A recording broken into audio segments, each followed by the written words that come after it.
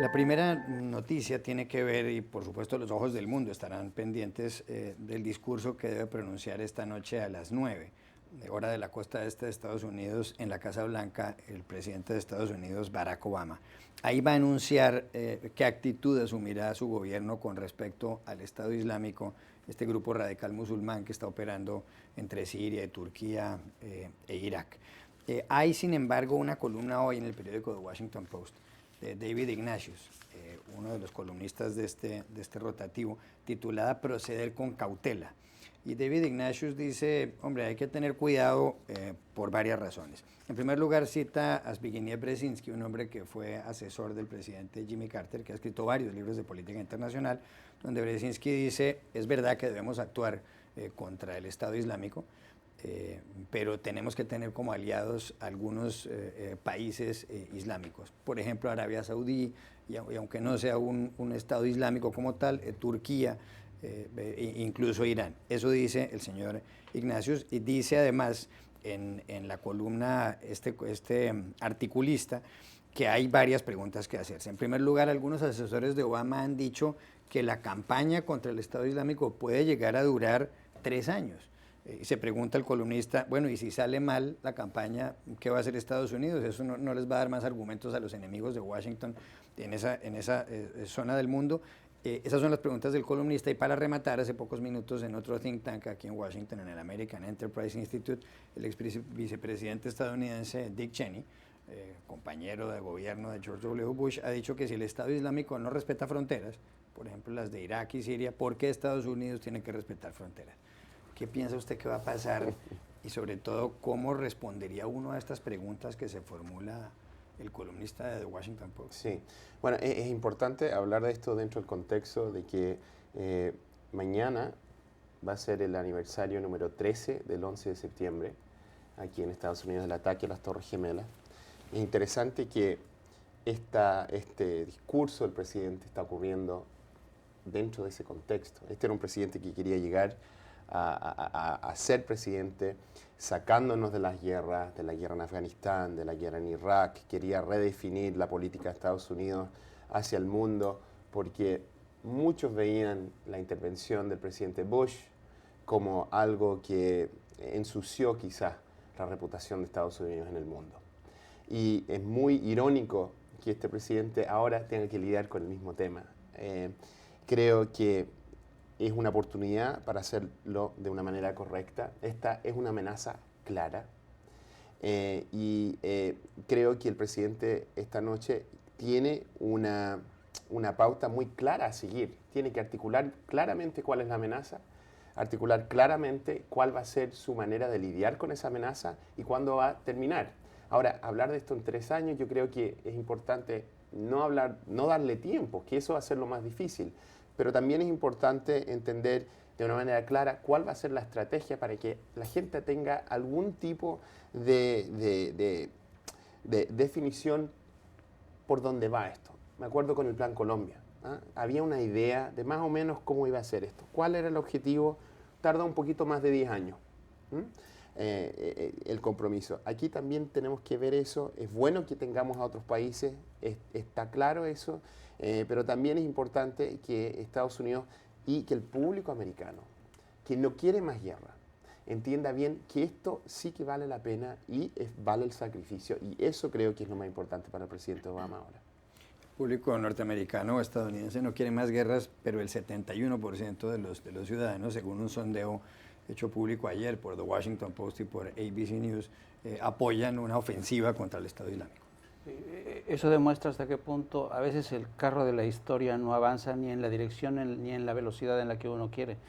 Y como decía Carl, lo irónico de este asunto es que Barack Obama incluso yo sospecho que va a terminar y se va a despedir de la presidencia sin que haya concluido este conflicto. Y esto porque evidentemente ha habido desde principio hasta este momento un terrible error de cálculo en todo, en la estrategia. Una estrategia que no existió cuando George Bush invadió Irak, una ausencia de estrategia y falta de visión de todos y cada uno de los militares que operaron para tranquilizar y luego implementar una suerte de transición democrática en Irak que no funcionó. Y ahora vemos Obama pues sigue pagando los platos rotos de esta aventura. Y de alguna manera lo que va a ocurrir hoy es convierte a Obama en una suerte de, digamos, de devorador de pecados de George Bush. Se los va a tragar todos y no le queda más remedio que aceptar esta realidad.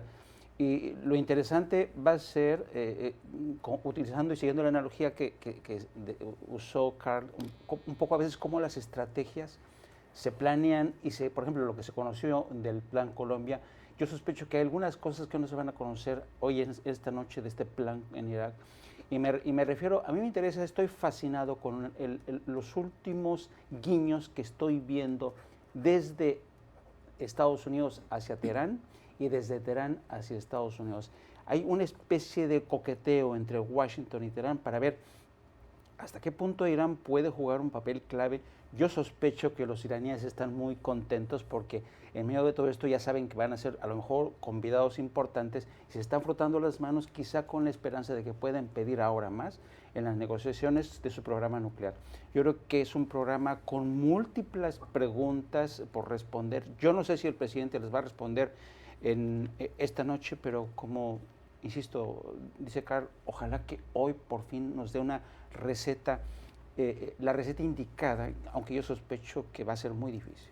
Hay dos datos adicionales. El primero, el presidente Barack Obama se reunió ayer con los líderes del Congreso estadounidense en la oficina oval de la Casa Blanca. Estaba con el presidente de la Cámara de Representantes, lo que se llama en inglés el Speaker of the House, el señor John Boehner, que es del Partido Republicano. En la Cámara hay mayoría de la oposición. Y estaba también con el líder de la mayoría demócrata del Senado, Harry Reid, y también con los líderes de las minorías de ambos partidos. Por otro lado, hay que recordar que ha habido 200.000 muertos en Siria, en una guerra, en unas protestas y en una guerra contra Bashar el-Assad, el dictador, quien sigue en el poder, y que además en las últimas semanas el Estado Islámico ha decapitado, les ha cortado la cabeza a 2 periodistas estadounidenses. Sin duda, yo creo que esta noche empieza un nuevo capítulo de la presidencia de Barack Obama y mañana estos periódicos estarán totalmente llenos de fotos y de análisis sobre las palabras que él diga esta noche.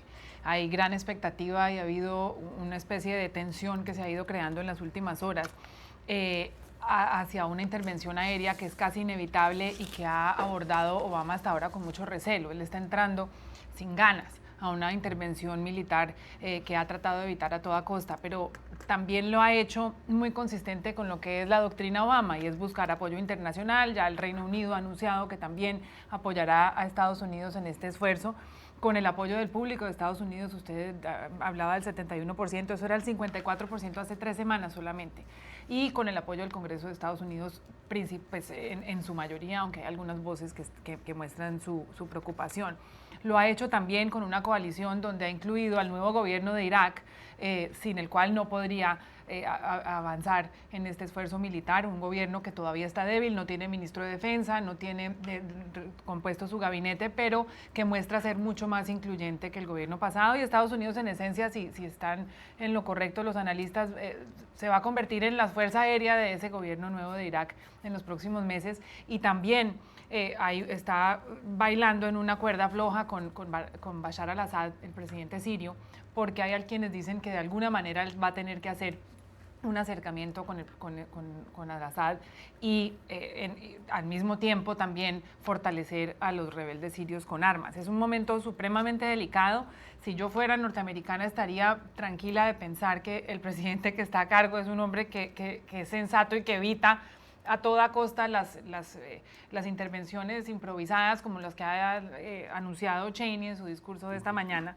Y en este momento tan complicado quizás es mejor tener un presidente que, si bien lidera desde atrás, como lo critican tanto, pues no se apresura antes de poner en riesgo las vidas de Estados Unidos y de otros países. Dijiste algo que me parece que hay que responderlo. El tema de esta guerra que ocurre en el Medio Oriente ha sido una cosa por décadas ahora, ¿cierto?